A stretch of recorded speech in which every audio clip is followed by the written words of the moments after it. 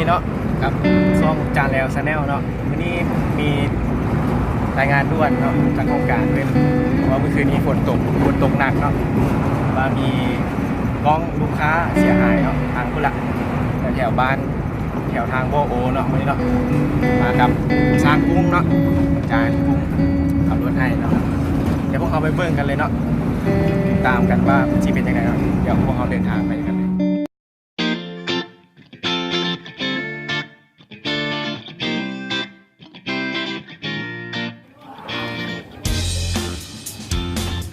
ยังไงมื้อนี้เฮา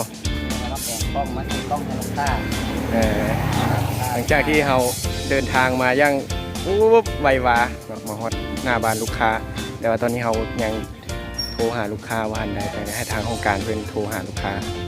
เป็นยังไงเราติดตามเบื้องต้นต่อไปนะว่ามันสิมีอีหยังบ่เกี่ยวกับกล้องวงจรปิดมื้อนี้มันมัน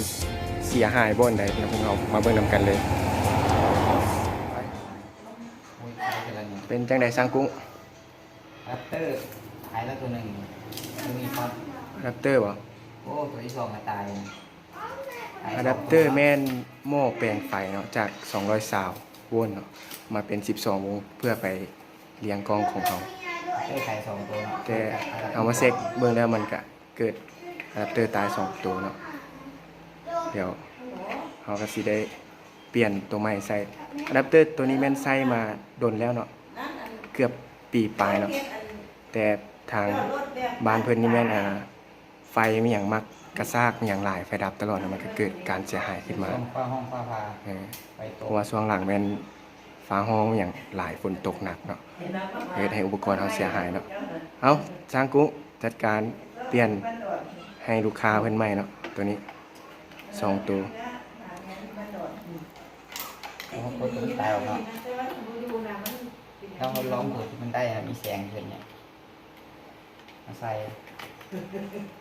เจ้ากระบะชาเลยว่าให้ไปข้างในนะมันได้แสงมันได้มาลองฟังเสียงเบิ่งตรงจอตอนนี้สร้างกุ้งเพิ่นสิเอาตัวที่มันได้เนาะอะแดปเตอร์ตัวที่มันได้มาลองเบิ่งเนาะว่ากล้องของเขามันมีความยังได้ปกติบ่เดี๋ยวเพิ่นสิเอามาลองเบิ่งตัวที่มันตายฮะเนาะเอาตัวที่มันได้มาพ่วงกันลองเบิ่งนี่กำลังโหลดกันมานี่เป็นไฟ12ถือว่าปกติเนาะกล้องเขาแม่นใช้งานได้ปกติมีแต่อะแดปเตอร์ตายนี่ไฟ12โวลต์ไฟดีดซิลินก็สอดหนักจับได้น้ำอะแดปเตอร์กดออกนี่แหล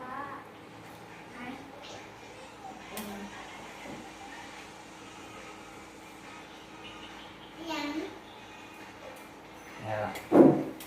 นี่ได้ขาดแกนอะแดปเตอร์เดี๋ยวต่อไปพวกเขาสิเปลี่ยนหมกแบ่งตัวนี้หรือว่าอะแดปเตอร์ฮะเนาะเดี๋ยวแล้วหลังจากที่พวกเขาซ่อมแปลงแล้วพวกเขาก็จะสิมาให้เบิ่งอีกเติมว่าหลังจากที่ซ่อมแปลงแล้วกล้องพวกเขาจะได้ปกติหรือบ่เนาะ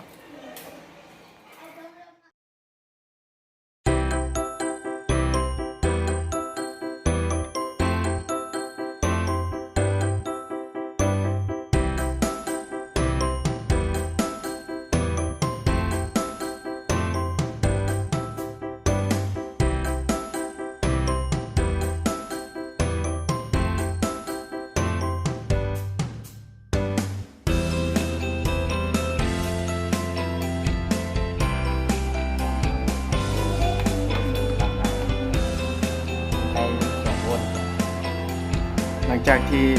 เปลี่ยนอุปกรณ์ใหม่ใช่เนาะเดี๋ยวเรามาเบิ่งดูกันว่ามันสิได้หรือบ่เนาะเปลี่ยนอะแดปเตอร์ใหม่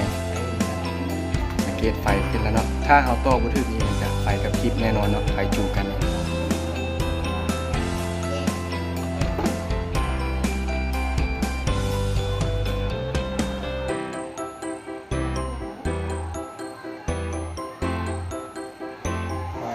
เนาะขึ้นปกติทางเบิด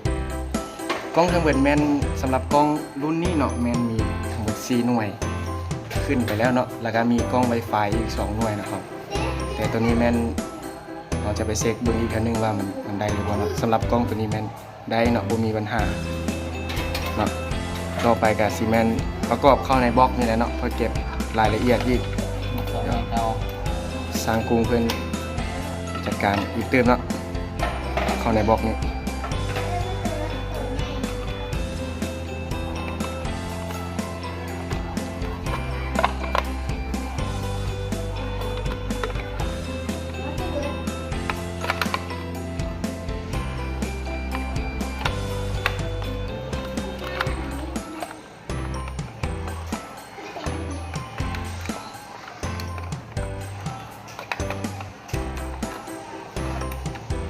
ข้อดีของอะแดปเตอร์กับแม่นมันจะถ้ามีการเสียหายก็จะเป็นแบบนี้ลักษณะถ้ามันตายมันก็จะตายไปทีละตัวเนาะมันจะบ่ตายว่าเดียวพร้อมกันเบิดเนาะแต่เราใส่สวิตชิ่งก็มีข้อดีข้อเสียต่างกันเนาะสวิตชิ่งถ้ามันตายอย่างเดียวก็กล้องอาจจะดับหมดเลยเนาะถ้ามันมีปัญหาอย่างนั้นนะแต่ถ้าเป็นอะแดปเตอร์แบบนี้มันจะ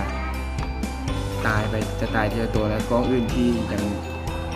บ้านมีความเสียหายเป็นอย่างไรมันติดต่อไปได้เนาะเราก็เลยใส่เป็นอะแดปเตอร์นี้ครับสำหรับซี่หน่วยนี้แม่พวกเราเก็บไว้ในบล็อก4 นิ้วเนาะมันจะยากๆหน่อยนึงเนาะแต่เราก็บ่ใส่บล็อกใหญ่ลายจนเกินไปนะมันจะบ่งามเนาะตัวนี้ซ้ำนี้ก็พอดีแล้ว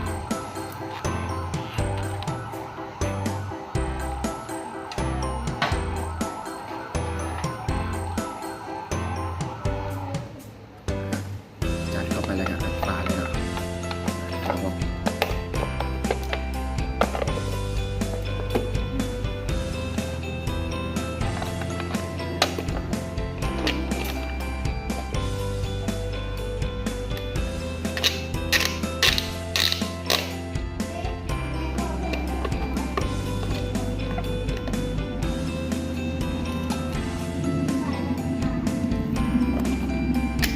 นี่แม่นของอัดวิดีโอแบบสดๆเนาะอาจจะมีเสียงรบกวนมีอย่างไรเนาะแต่บ่เป็นอย่างเนาะตัวนี้เพื่อเป็นแชร์ความรู้ในเวลาเราเฮ็ดเวียกเนาะ